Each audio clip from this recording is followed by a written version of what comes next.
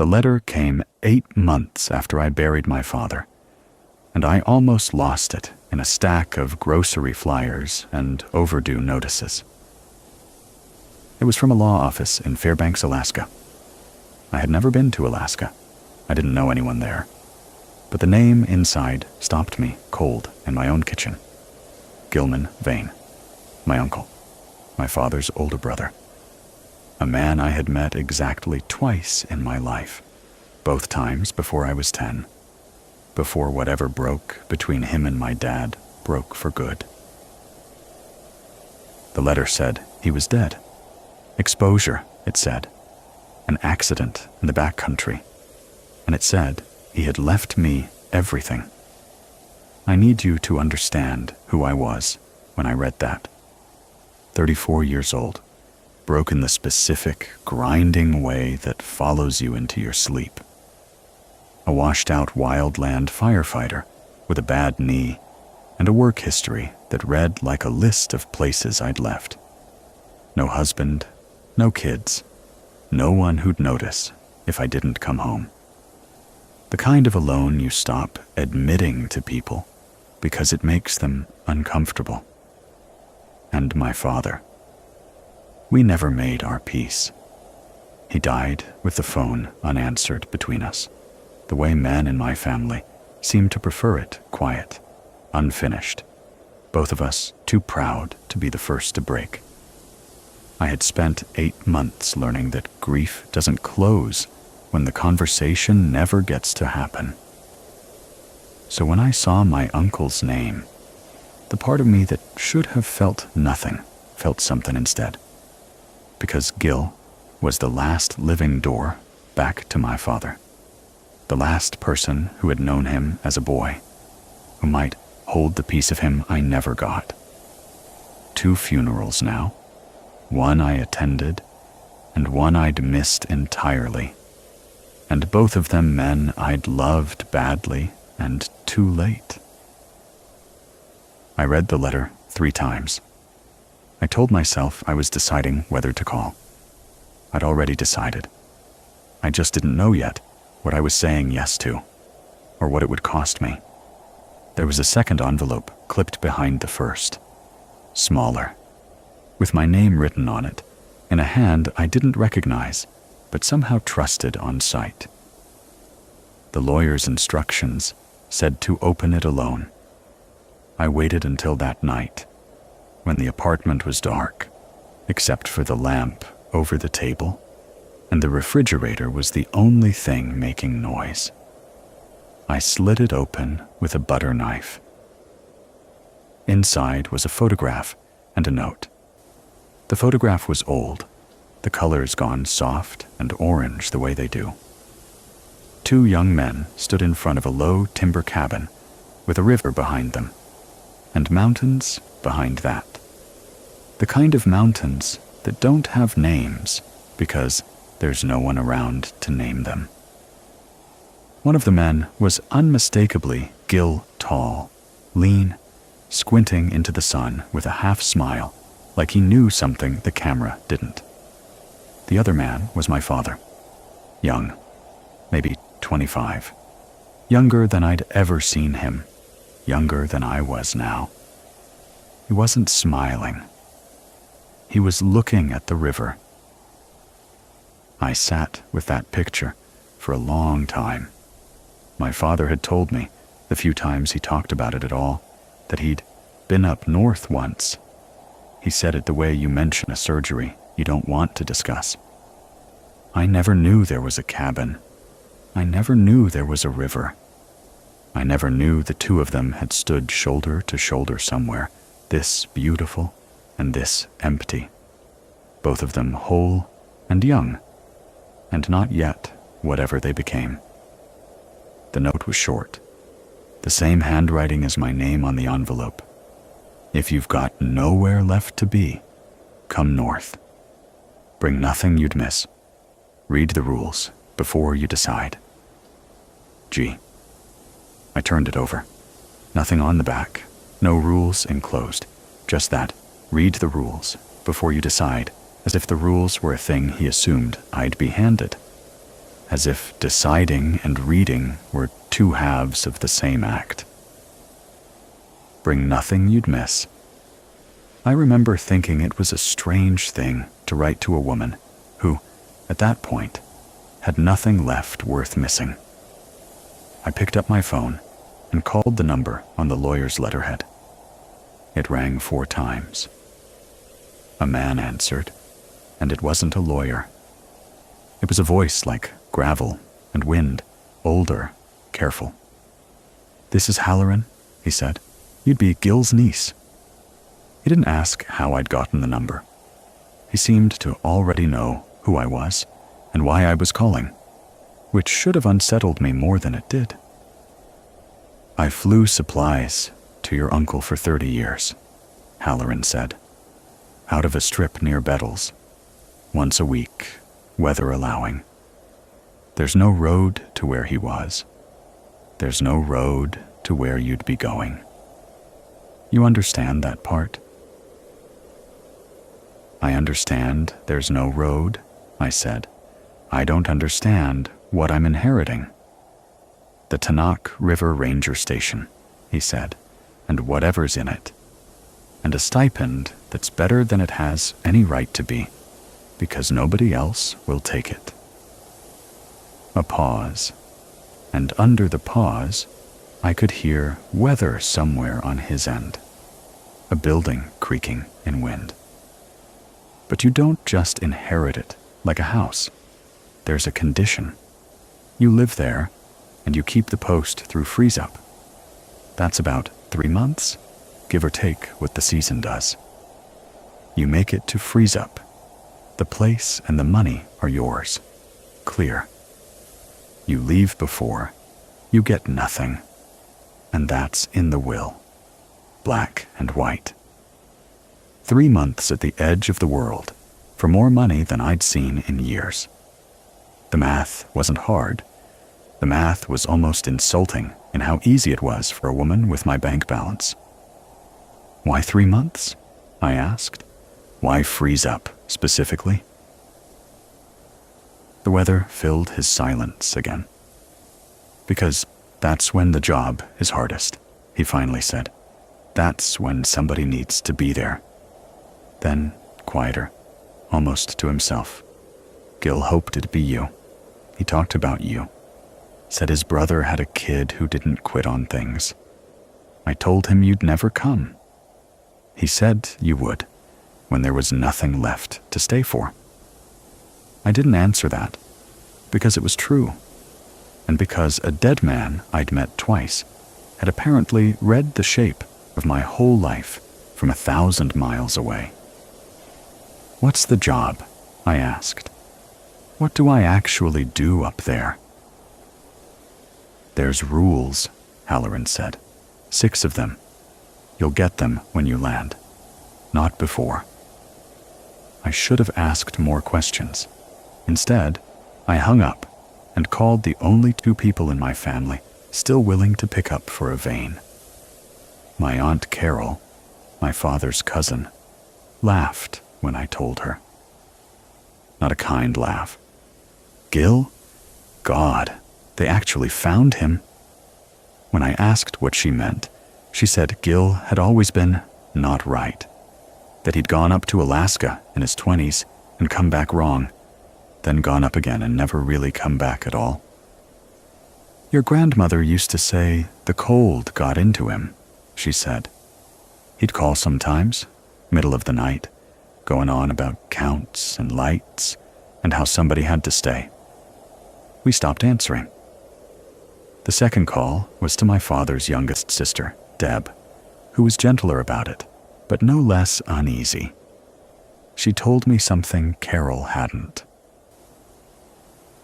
"You know your dad was supposed to take that station?" she said. "Did he ever tell you that?" He hadn't. "It was a family thing," Deb said, and I could hear her choosing words like stepping stones across water. "Goes back generations on the Vane side. This caretaken, I guess. Your dad went up to do his turn when he was young. Gil was already there."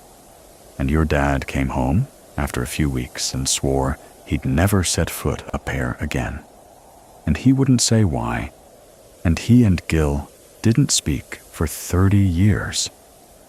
A breath. Whatever's up there, Norah, your father ran from it. And he was the bravest man I ever knew. That should have been the end of it. A sane person hears the bravest man I knew ran from this place and never said why and stays home. But all I heard was that my father had a secret, and the only door left to it was a cabin on a river at the top of the world, and a stipend that would keep me fed while I went looking for him in it.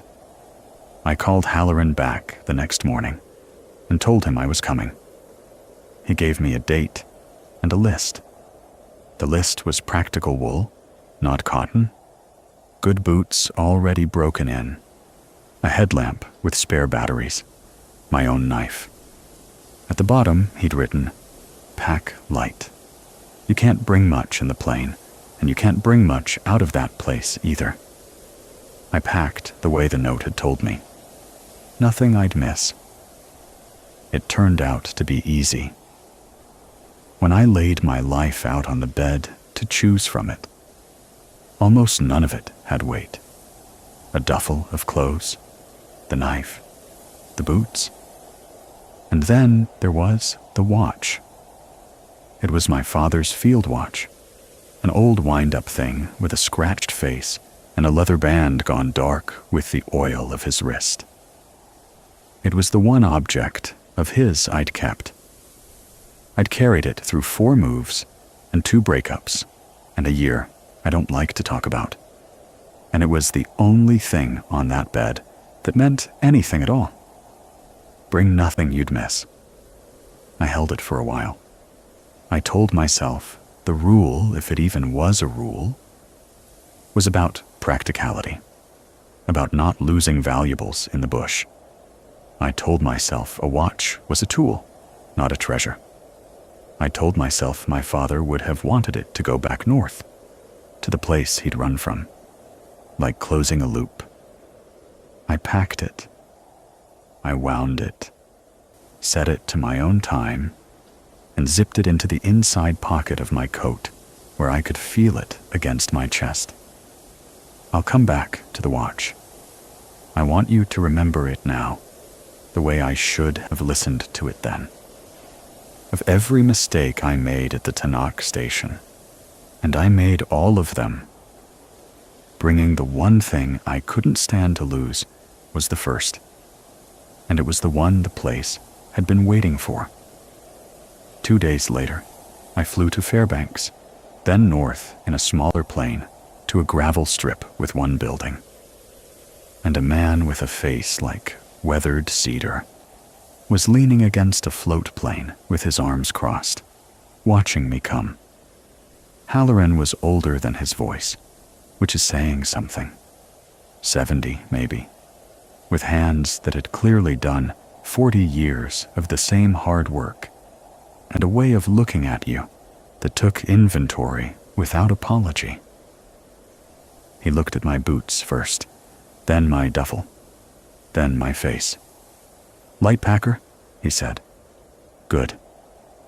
He didn't offer to carry anything. The plane was small enough that I could touch both sides of it sitting in my seat. We loaded my bag and a week's worth of supplies.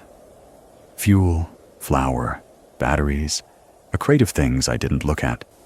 And then we were up, and the world fell away beneath us into something I didn't have words for. I'd worked wilderness most of my adult life. I thought I knew empty. I didn't. Below us, the land went on past any sense of scaled tundra, gone gold and rust with the turning season, braided rivers throwing silver light, mountains standing with no roads between them and no roads to them, range after range of country that had never once cared whether a person lived or died in it. It was the most beautiful thing I have ever seen, it was also the first time in my life I understood, in my body, that beauty and mercy are not the same thing. Halloran flew mostly in silence. The engine was too loud for easy talk anyway. But after a while, I leaned toward him and asked the question that had been sitting in me since the phone. The rules. Did my uncle follow them? 40 years, Halloran said, eyes on the horizon. Never broke one. Not one? In 40 years? He was quiet long enough that I thought he hadn't heard. Except the last, he said. I waited. He didn't go on.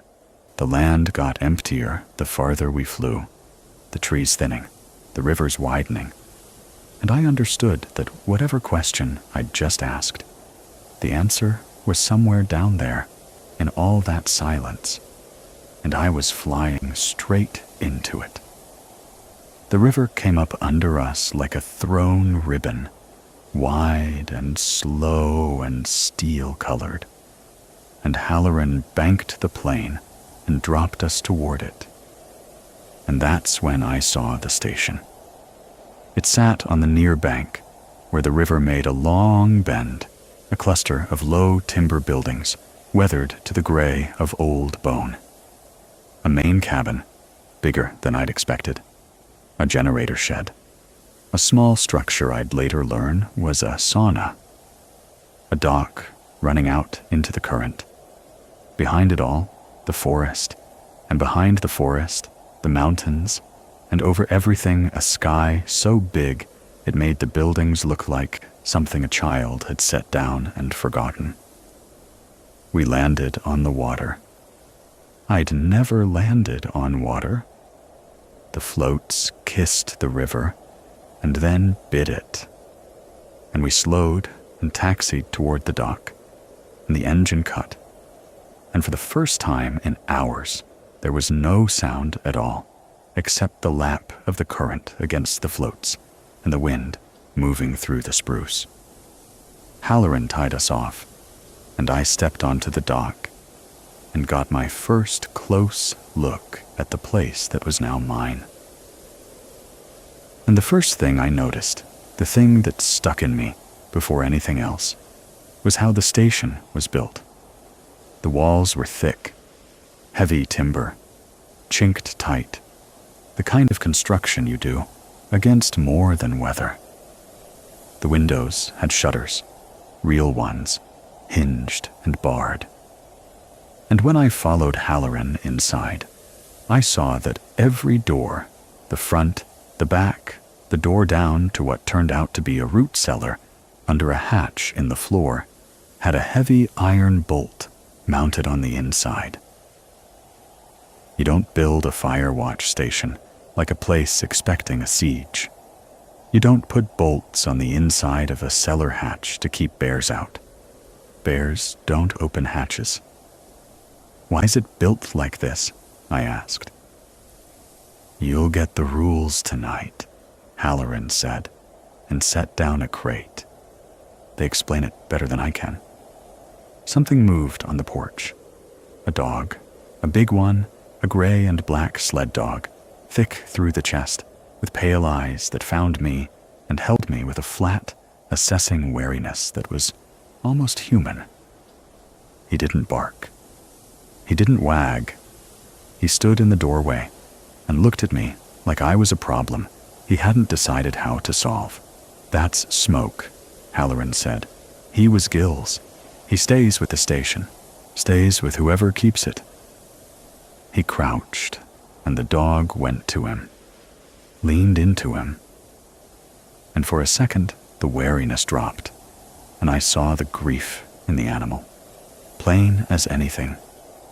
The dog had lost someone too. He'll come around to you, Halloran said, standing, or he won't. But you watch him close, you hear me? Smoke knows the job. He's worked it longer than you'll be alive up here. He looked at the dog, then at me. He'll tell you things before the sky does, before the radio does, before you know to be afraid. You learn to read that dog, and you might make it to freeze up. I crouched and held out my hand. Smoke didn't come to me. He looked past me, out the open door, toward the tree line across the river. And his ears went up, and a low sound started in his chest. Not a growl exactly, more like a question he was asking the forest. I turned to look where he was looking. There was nothing there, just spruce and shadow, and the cold coming down off the mountains with the falling sun. When I turned back, Halloran had set a laminated card and a thick green book on the table. "Sit down," he said. "These are the rules." He didn't hand me the card yet. First, he walked me through the parts of the job a person could explain without sounding insane. The generator, he showed me, ran on diesel and had to be fed and checked daily. If it died, I'd have the wood stove and the cold, and not much else. The weather log went out on the radio. There was a fire finder on the table by the big north window, an old sighting instrument, and a logbook for the things a fire watcher logs: smoke, lightning, the movement of weather across the ranges. He showed me the fuel store, the food store, the water situation. He showed me the sauna and told me, with the only smile I saw from him all day, that it was the one genuinely good thing about the place, and I should use it. It was all so ordinary, so practical. A remote job with a list of chores, the kind I'd done a dozen times in a dozen forests. For a few minutes, sitting in the warm cabin with the stove ticking and a competent old man explaining systems to me, I let myself believe this was just a hard, lonely, well-paid job at the edge of nowhere. Then he got to the supply call. "Every Sunday," he said, "I call in on the radio, or you call me. Doesn't matter who keys first. But there's one thing you tell me every single Sunday, before anything else. You tell me how many souls are at the station." He held my eyes. "How many people, including you, every Sunday. You don't forget it, and you don't skip it." "Why would the number ever change?" I asked. "It's just me?" Something moved across his face, not fear exactly, but the memory of fear, worn smooth by years. "Sometimes it isn't," he said, "and the only way I'll know, from a strip 300 miles away, is the count. So you give it to me straight, every week. And if I'm ever late, if the plane doesn't come when it's supposed to, you understand that means something's gone wrong with the count. Not the weather, the count." I asked him the question that any reasonable person would ask. I asked it carefully, because I didn't want to insult a man who'd just flown me into the middle of nowhere and was my only ride out. "Halloran, if this place scares you, and it does, I can see it. Why do you keep coming back? 30 years. Why?" He was quiet for a moment, looking at the green book on the table like it might answer for him. "Because somebody has to keep the number right," he said, "and because Gil was my friend, the only one I had up here. You spend 30 years flying to a man at the end of the world. You don't just stop because he's gone." He stood, settled his hat. "I can't explain the danger to you, and I'm not going to try. You wouldn't believe me, and you shouldn't. Belief's no good to you anyway. The river'll show you what it is, in its own time, and then you'll wish I'd never told you, and glad I told you nothing." He picked up his gloves. "2 things tonight. Read the rules before dark, all 6, and read the first page of that green ledger out loud that matters. Then bolt the door and don't open it for anything till morning. He was already moving toward the dock. The sun was low and going lower, and I realized he meant to fly out now, immediately, in the last of the light. "You're not staying?" I said. "It's nearly dark." "That's exactly why I'm not staying," Halloran said. He didn't shake my hand. He climbed into the plane, started it, and the engine noise filled the whole valley and then lifted up and away with him, smaller and smaller, until it folded into the mountains and was gone, and the silence came back down over the station like a held breath. Then it was just me, and the dog, and the dusk, and a laminated card on the table with 6 rules on it. I sat down and started to read. I read them aloud, the way Halloran told me to the empty cabin, with the stove ticking and Smoke lying by the door, with his head on his paws, watching me. 1. Log the aurora every night. When the aurora is green or white, keep working. If it ever burns red, kill every lamp, get under the floor hatch, and stay there until the sky is green again. 2. If a float plane lands on the river after dark, stay inside. Nothing is ever scheduled after dark. Do not go down to the water. Do not turn on the dock light. 3. Anyone who comes to the door in the cold will be breathing. You'll see it in the air. If a person stands at the door and the air in front of their mouth stays clear, do not open it, no matter whose face they wear or what they know about you. 4.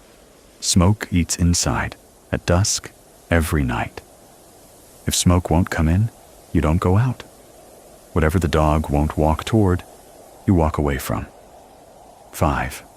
On the Sunday supply call, tell Halloran how many souls are at the station. If the number he reads back is higher than the number you gave, do not be here when he lands. Take the dog and the rifle and get to the far ridge by light. 6. Read 1 page of the green ledger out loud each night, in order. 1 page. Never read ahead, never skip a night. When you reach the last written page, you write the next one. They read like Ranger protocol and folklore braided together. Specific, practical, operational, and completely impossible. Real instructions for unreal problems.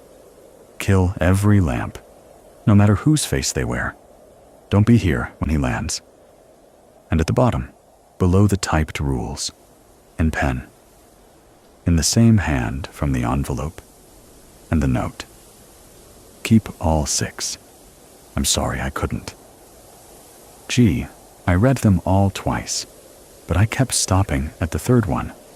Anyone who comes to the door in the cold will be breathing. You'll see it in the air.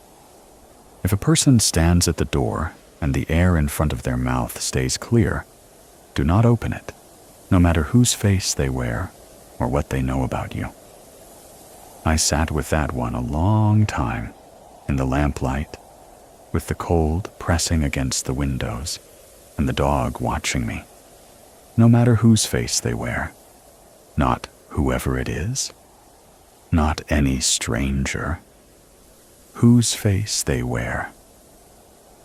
As if the thing the rule was warning me about would come wearing a specific kind of face, a face I'd recognize. As if my uncle, when he wrote this, already knew that one day someone I knew would stand on that porch in the dark, breathing no breath into the cold, and ask to come in. And the part that lodged in me, the part I couldn't shake as the dark came down. What they know about you. The rule assumed that whatever came to the door would know things, personal things, things that would make me want to open it. Who is this place expecting? I thought. Who did Gil think would come for me? I told myself it was theater, mountain superstition, written down by a lonely man who'd spent 40 winters talking to a dog. I told myself a lot of things, sitting there. But I noticed I'd stopped feeling cold in the ordinary way. My mouth had gone dry, and I found I'd put my hand flat against my chest, against the pocket where my father's watch sat ticking, without deciding to. I made myself stand up. Halloran had said 2 things: read the rules, and read the first page of the green ledger out loud. I'd done the first. I pulled the green book toward me across the table. The cover was soft with handling, the spine cracked and re-glued, and when I opened it, the smell came up: old paper, kerosene, wood smoke, 40 years of one man's hands. The first page was dated decades back in my uncle's young, careful handwriting, and it was almost unbearably ordinary. Clear, wind light, end by river low, logged smoke at 2 points, both rain shadow, no action, Aurora green, faint. Count, 1, quiet night. That was most of it. Weather, observations, the word count, followed by a number, the word quiet. I read it out loud to the empty room, feeling foolish, my own voice strange in all that silence, the dog's ears tracking me. It went on like that for the whole page, dry, professional, the log of a man doing a real job in a real place. I almost relaxed. I almost decided the green book was just a log book, and the ledger rule was just a habit a careful man had wanted his successor to keep. Then I reached the last lines on the page, and they were not in the young, careful hand. They were newer, the ink darker, the writing slower. An old man's hand, pressed hard. Norah, it said, if you're reading this, the count is wrong. I tried to fix it. I couldn't. Read 1 page a night, and you'll understand in time. Keep the dog close. Keep the door shut. I'm so sorry I left this to you, but there was no one else, and the veins were always the ones who stayed. I stopped reading. My hands weren't quite steady on the page. The first page was dated 30 years before I was born. There was no way, no possible way for my uncle to have written my name on the bottom of it. And yet there it was, in ink, in his hand, talking to me across his own death. The rule said 1 page a night. Never read ahead. Every part of me wanted to turn the page. I sat there with my fingers on the corner of it for a long time. Then I closed the book. I'd keep the rule. Tonight, at least, I'd keep it. I went to the door to bring the dog in for the night. I opened it and called him, and Smoke lifted his head and looked at the porch and would not come. He'd been inside all evening, by the door, calm. Now I held the door open into the dark and called him, and he stood up and stopped at the threshold. Smoke, come on, inside. He didn't come inside. He went rigid at the top of the porch steps, his weight forward, his pale eyes fixed not on me, but on the tree line across the river, where the last gray light was draining out of the world. The hackles came up along his spine in a stiff ridge, and that low sound started again in his chest, the question sound, aimed out into the dark. Rule 4 sat in my head, word for word. If Smoke won't come in, you don't go out. Whatever the dog won't walk toward, you walk away from. But every instinct I had said the opposite. There was a storm of cold coming in, the temperature dropping by the minute, and a dog I'd already started against my own better sense to care about, standing out in it, refusing shelter. Every part of my training, every season of hauling people and animals out of bad places, screamed at me to go get him, grab his collar, drag him in. Don't leave a living thing out in the cold. I almost did it. I had one foot on the porch, and then Smoke turned his head and looked at me, just for a second, away from the tree line and straight at me. And there was something in that look that stopped me cold. It wasn't fear of the dark. It was a warning. Don't. Not out here. Not now. I stepped back inside. I hated myself for it. I called him one more time, my voice cracking. And he wouldn't come. And so I did the thing the rule told me to do, and my heart told me not to. I shut the door on the dog, and I bolted it, and I stood at the window and watched him out there in the failing light, rigid, facing the trees, alone. I don't know how long I stood at that window. Long enough for full dark to come. Long enough that the cold had a sound to it, a high, thin singing in the chinking of the logs. Smoke never moved. He stayed at the top of the steps, facing the river, a gray shape getting harder to see. Then, sometime in the deep part of the evening, I heard footsteps on the gravel. Not the dog. The dog was still on the porch. I could see him. These came from the direction of the dock, slow even, the crunch of boots on frozen gravel, unhurried, coming up toward the cabin. My chest went tight. I hadn't heard a plane. There was no road. There was no one for 300 miles. The footsteps reached the porch. Smoke didn't react to them at all, which was somehow worse than if he'd barked.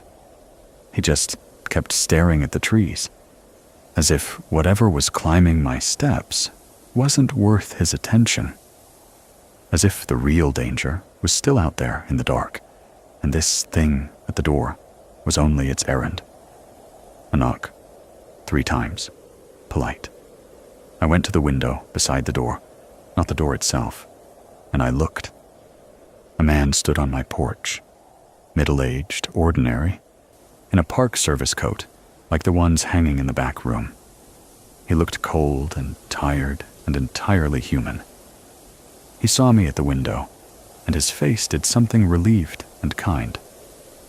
"Evening," he said through the glass, his voice muffled but clear. "Sorry to come up on you in the dark. My truck's off the road a few miles back. I just need to warm up and use your radio. Won't be any trouble." It was the most reasonable thing in the world. There was no truck and no road, and some part of me knew that, but the rest of me, the part that had spent a career opening doors to cold, scared people, had my hand moving toward the bolt. Then I looked at the air in front of his mouth. The night was bitter. My own breath, here at the window, fogged the glass with every exhale. He was speaking a whole sentence, more his lips moving, his words clear. And the air in front of his face stayed empty. No fog, no steam, nothing at all. I took my hand off the bolt. I did not open the door. The man on the porch stayed a long time. He knocked again, twice more, never angry, always reasonable. He told me his name, which I won't repeat.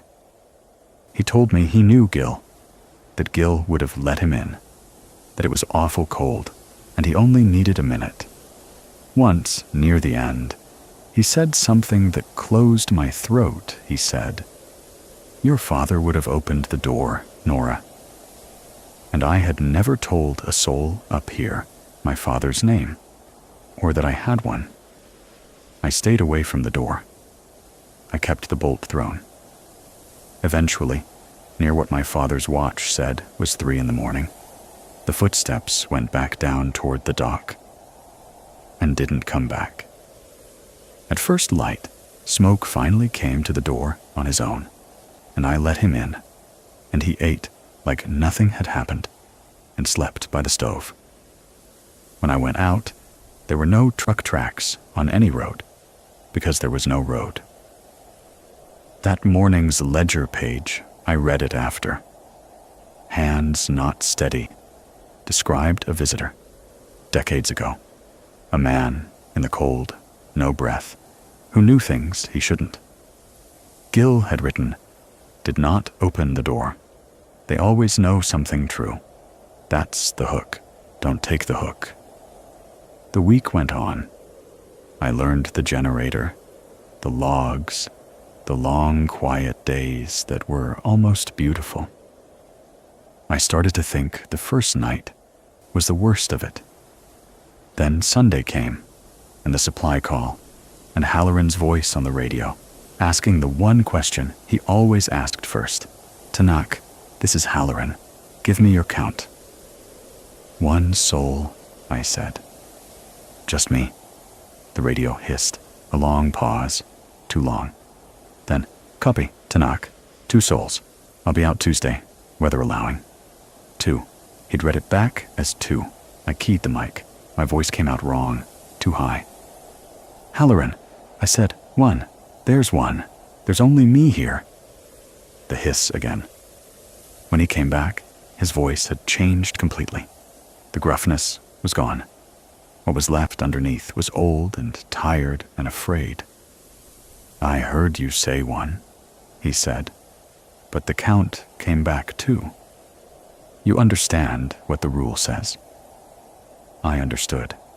If the number he reads back is higher than the number you gave, do not be here when he lands. Take the dog and the rifle and get to the far ridge by light. "It's the middle of October," I said. "The far ridge is 12 miles of open country. I'd freeze before dark." "I know," he said. And then, because I think he heard me about to come apart, he told me the thing he'd sworn he wouldn't. There was a keeper before Gil. Not family. A relief man the service sent up. 1 season, long time ago. He got a high count 1 Sunday, same as you just did. And he decided it was a radio fault. A glitch. He stayed. He didn't run. A breath of static. By spring, he was gone. No body, no sign. And for a full year after, every Sunday, I called that empty station and the count came back 1. 1 soul. In an empty cabin. His voice dropped. "The river keeps what it takes, Norah. And it counts what it keeps as living. That's what a high count means. Something got in. Something's being counted as a person that isn't one." I sat there with the mic in my hand and the dog's head against my knee. And I did not run for the far ridge, because running was its own death. I made a different choice. The wrong one, maybe, but the only one that felt like mine. I decided to do what Gil had done. Stay, and find out from the green ledger how he'd held the count for 40 years and read it faster than the rule allowed if I had to. I won't pretend I broke the ledger rule that day. I wanted to. I sat with the green book in my lap and my thumb under a thick stack of unread pages, and I came as close as I'd come to anything. But I'd watched the first 3 rules prove themselves true with my own eyes. The dog, the breath, the count, and a rule that specific, kept that carefully by a man for 40 years, was not a thing I was ready to test on a night when something was already being counted in my house. So I kept to 1 page a night. But I read those pages now like they were a manual for staying alive. Because they were. I read Gil into being, one night at a time. The early pages showed me a young man who sounded exactly like me, skeptical, practical, half convinced the old keeper who trained him was crazy. He wrote down the rules and rolled his eyes at them in the margins. Then, page by page, season by season, the rules stopped being funny. A visitor with no breath, a sky that burned red, a count that came back wrong, and what he did to set it right. He learned the way I was learning, by watching impossible things refuse to stop being real. And threaded through all of it, year after year, were the letters. Not mailed, written into the ledger itself, to his brother, to my father. Tom, the ice came early this year. Tom, I saw a wolf cross the river and I counted it, and the count held. So it was only a wolf. Tom, I wish you'd write back. I know why you can't. I don't blame you. Somebody had to stay, and you had a life in you that wanted livin', and I never did. I read those by lamplight with a dog against my leg, and I cried in a way I hadn't let myself cry at my father's actual funeral. Because here was the conversation I never got, not with my father, but about him, from the only other man who'd loved him and lost him to the same silence. Gil understood my father in a way I never had, and Gil, dead, was giving him back to me, one page a night. The page that broke it open was dated the year my father turned 25, the year of the photograph, I realized, the two young men, and the river. The Vanes had kept the Tanakh station for generations. That was the family secret Carol and Deb had only half known. Not caretaking in any ordinary sense, counting. One Vane at a time, holding the count on a river that was a seam in the world, a place where the line between the living and whatever the cold keeps runs thin. Gil's father had kept it, and Gil's father had meant for the duty to pass to both his sons, to Gil, and then, when Gil could no longer do it, to Tom. My father came north that year to learn it, to take his turn. And he saw something at freeze-up Gil never wrote exactly what, only that the river brought Tom someone, and Tom couldn't bear it.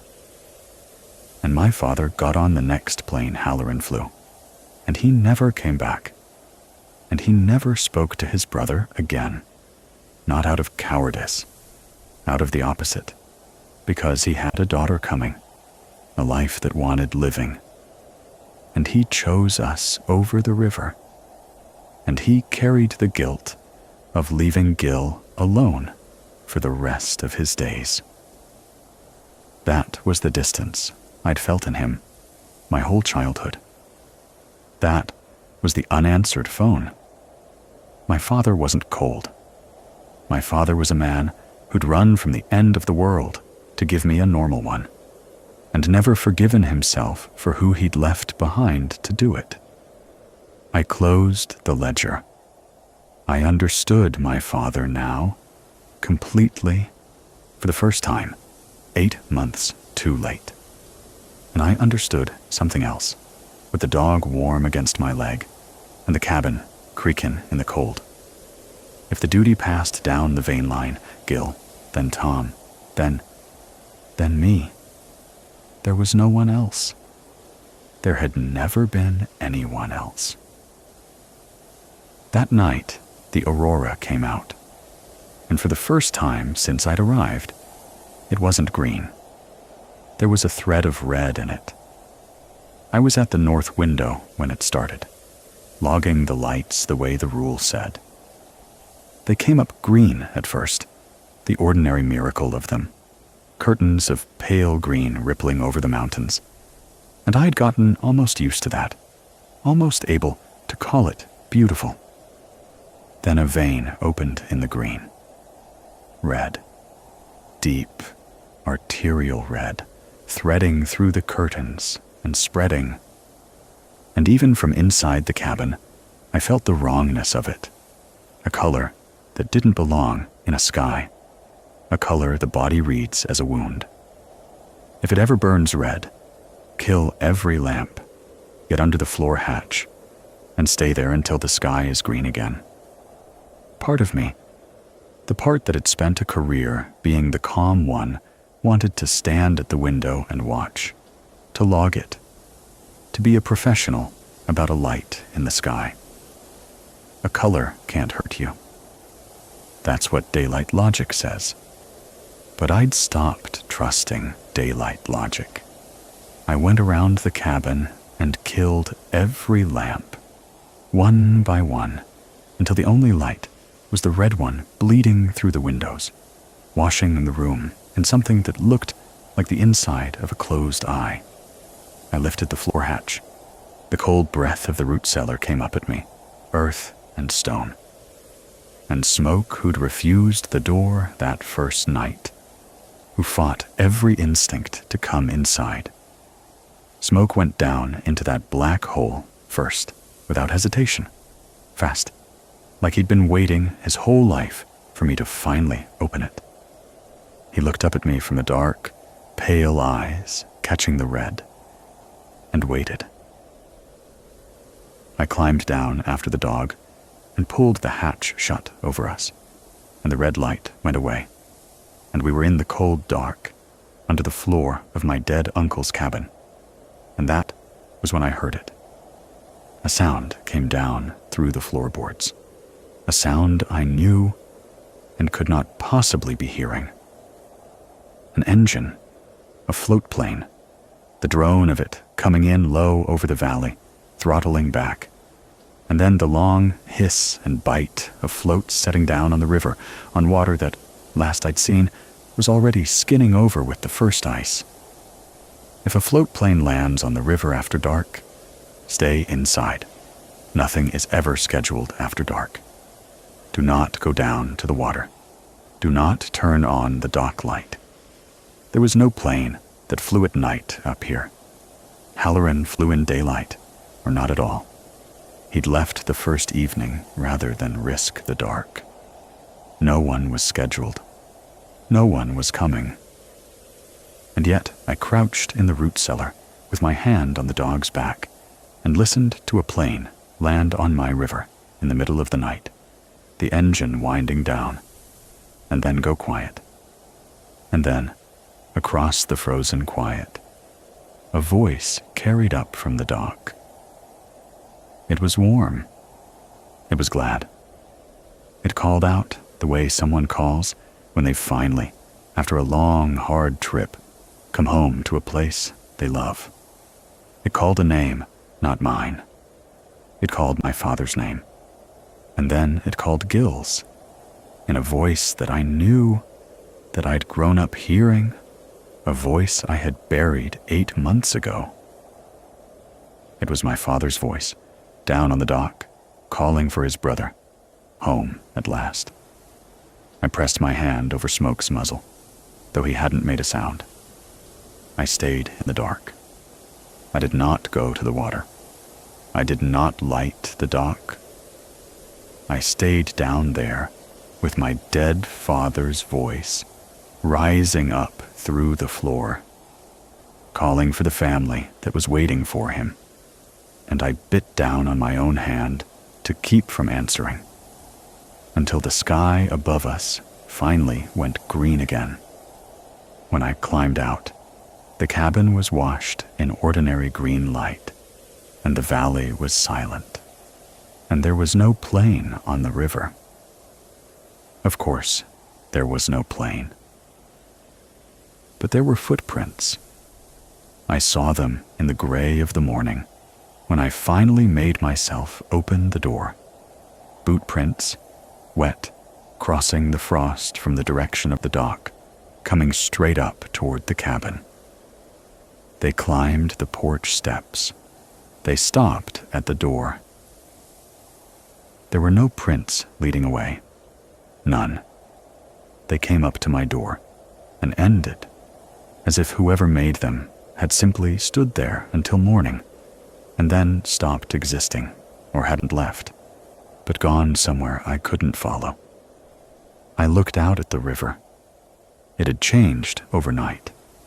The skin of ice that had been forming at the edges had thickened and spread, reaching out from both banks toward the middle, the dark, open water in the center narrowing by the hour. Freeze-up was coming, and coming early, faster than the ledger said it should in any normal year. And I understood, standing there in the cold with my father's voice still in my ears, what the footprints meant. Whatever had crossed the river last night hadn't left. It was here now, on this side, waiting for the water to finish locking.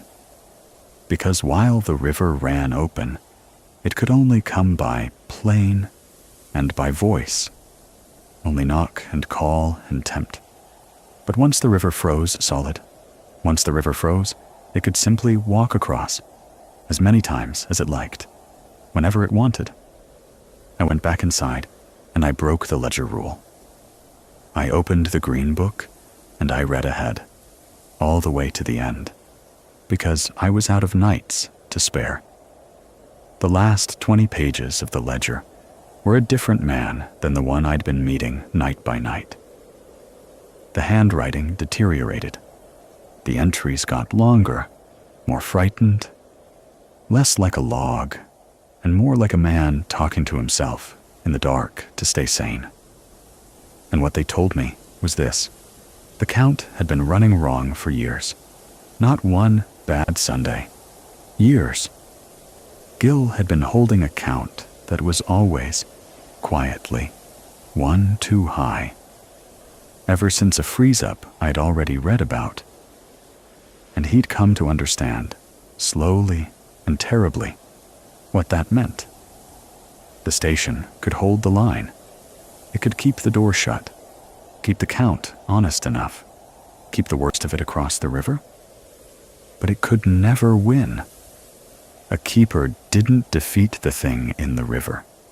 A keeper just held it, year after year, until the winter came, when the river brought them the one face they could not refuse, and then either they held even against that, or they didn't, and the count went up by one, forever. Every keeper gets that winter, Gil had written. My father got it. I got it. It comes for what you've lost. It wears the face of the grief you never set down. And the rules can't make the choice for you. The rules can only buy you the chance to make it.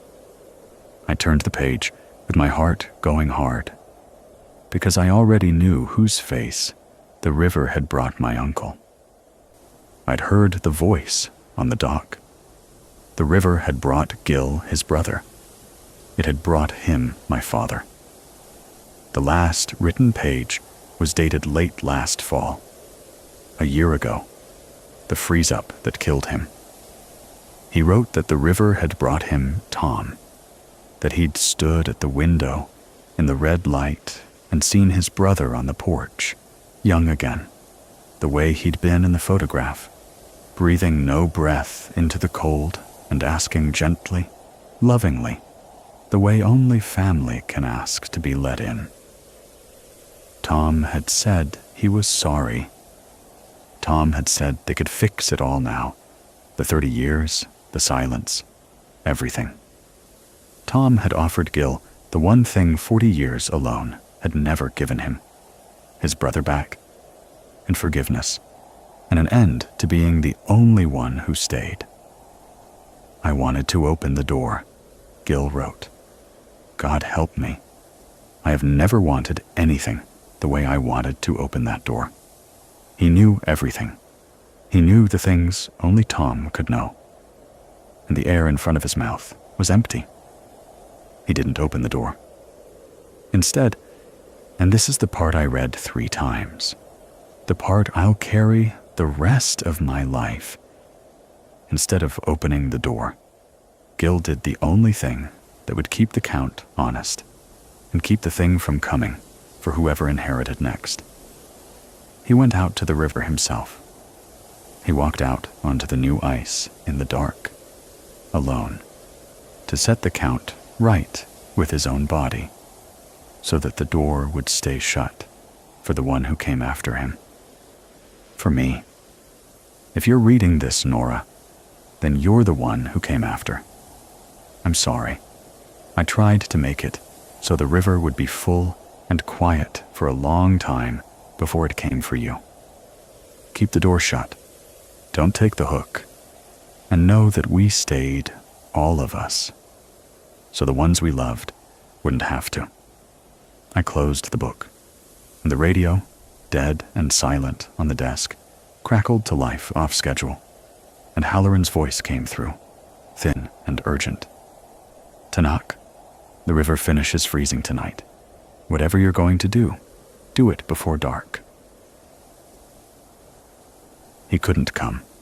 The weather had closed the window wind and low cloud rolling down off the ranges, no flying in it, not even for Halloran. But he stayed on the radio as long as the batteries and the storm would let him. And I have never in my life been so grateful for a voice. Talk me through it, I said. Tell me what Gil did. Tell me how to hold. You keep every rule at once, he said. All 6, all night, the lights, the door, the dog, the Count. You don't open the door, no matter what's on the other side of it. No matter who. A pause, wind tearing at his end, and Norah. The thing it brings you, it'll know you. It'll know the worst thing you carry. It already called your father's name on that dock, didn't it? Yes, I said. Then that's the hook, he said. That's what'll come. Whatever you'd give anything to have back. You look at the breath. You hear me? Everything else can lie. The breath can't. I bolted every shutter. I checked the bolt on the cellar hatch, and the bolt on the back door, and the bolt on the front. I doused the lamps down to 1. I called Smoke to me, and he came, instantly, and pressed himself against my legs, and would not leave them. And I was glad of him the way you're glad of the last warm thing in the world. And then I don't know why, except that I wanted my father near me. I took his watch out of my coat pocket and set it on the table beside the lamp, where I could see its scratched face and hear it ticking under the wind. The thing I'd brought that I couldn't stand to lose. The thing the note had warned me against. I set it down in the light like an offering. And I didn't understand yet what I'd done. Near midnight, the radio died mid-word. The river went silent, and then the silence changed, went solid, complete. The particular dead quiet of moving water finally stopped, and I knew the ice had closed. Footsteps came up from the river, across the new ice, onto the frozen gravel, up toward my door. The knock came, soft, familiar, in a way that undid something in my chest before I even reached the window. I went to the glass beside the door, and I looked, and my father was standing on the porch. Not the old man I'd buried, the young man from the photograph, the man from the river, 25 and whole, before the silence and the guilt and the 30 years, before I was even born. He looked at me through the glass, and his face broke open with a tenderness I had wanted my entire life, and had stopped somewhere along the way, believing I would ever get. Norah, he said, and his voice came through the door like warmth itself. Oh, look at you. Look how you grew up. His eyes were wet. I'm so sorry, sweetheart, for all of it. The phone, the years, I wanted to call you back every single day. Let me in, and I'll tell you everything. We'll fix it. We have time now. I had my hand on the bolt. I don't remember deciding to. It was just there, my fingers on the cold iron, my whole body leaning toward the only thing I'd ever really wanted. You kept my watch, he said softly, and smiled, and his eyes went to the window, to the table, to the lamp, to the watch ticking there in the light. You always were the one who held on to things. And he reached into his own coat, slow, and drew out a watch, the twin of it, scratched the same, and held it up against the glass so I could see. Proof. See? It's me. It's really me. Who else could have this? The hook, the thing I'd brought that I couldn't lose, turned into the lure. And I almost took it. My hand tightened on the bolt. Then I made myself look at the air in front of his mouth. The night was brutal. The cold, a living thing. He was speaking warm, weeping, my name in his mouth. And the air in front of his face stayed perfectly, completely empty. No breath, no fog, nothing at all. I took my hand off the bolt. I stood at the glass with my dead father's face inches away and his voice in my ears. And I did the hardest thing I have ever done. I stayed. You're not him, I said. My voice shook, and I let it. I know you're not, but I'm going to say this anyway, because I never got to. Smoke leaned hard against my legs, and I put one hand on his head to keep myself standing.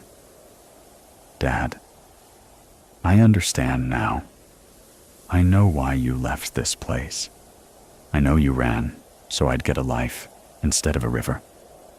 I'm not angry anymore. I forgive you. I should have answered the phone. I love you. Goodbye. The thing on the porch stopped smiling. For just a moment, its face did something no living face does. Some flicker that wasn't grief and wasn't anger. Just a kind of patient, ancient disappointment. The look of something that has all the time in the world and has only missed one more meal. Then it turned and walked back down toward the river and was gone into the dark. I did not open the door.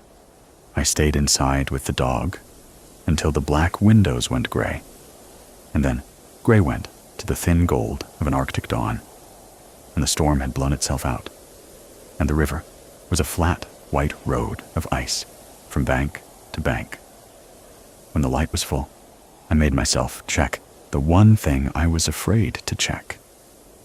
I keyed the dead radio, got nothing, waited, tried again. And finally, Halloran's voice crackled back, exhausted, alive. Tanakh, give me your count. I looked around the cabin. The dog, the lamp, the watch, ticking. Me. One soul, I said. The pause. Then, copy, Tanakh. One soul. His breath went out of him, ragged, over 300 miles of static. One. You held it. God Almighty. You held the count. Halloran flew in 3 days later, the first clear window, and landed his skis on the ice where his floats had been. He stood on my porch and looked at me for a long moment, the way you look at someone who's come back from somewhere you didn't expect them to. And then he did something he hadn't done when I arrived. He shook my hand. He stayed for coffee, which he'd never done. And because I'd survived a freeze-up, because I was, in whatever terrible way, one of them, now he finally told me the rest of it. The Tanakh isn't the only one. There's a chain of stations across the north, more than I'd have guessed, each one set on its own seam, a river, a pass, a frozen lake. And each one kept by someone, a family usually, people who, generation by generation, agreed to stay so that the count would hold. Halloran flew supplies to 3 of them. He'd buried keepers from all 3. And lately, he said, turning his cup in his weathered hands, not looking at me, the counts have been running high. Not just yours, all of them.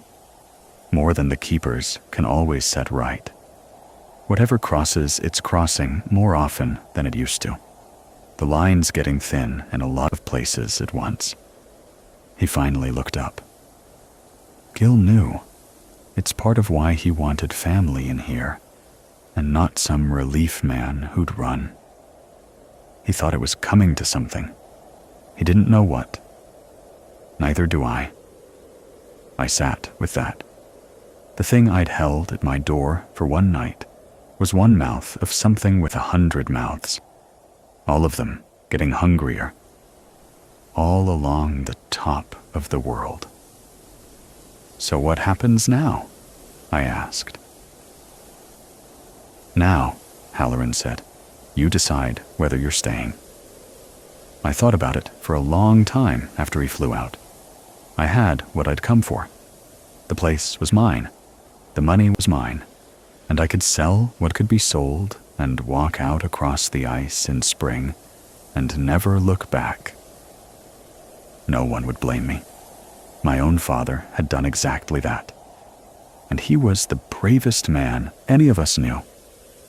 But my father ran so that I could have a life.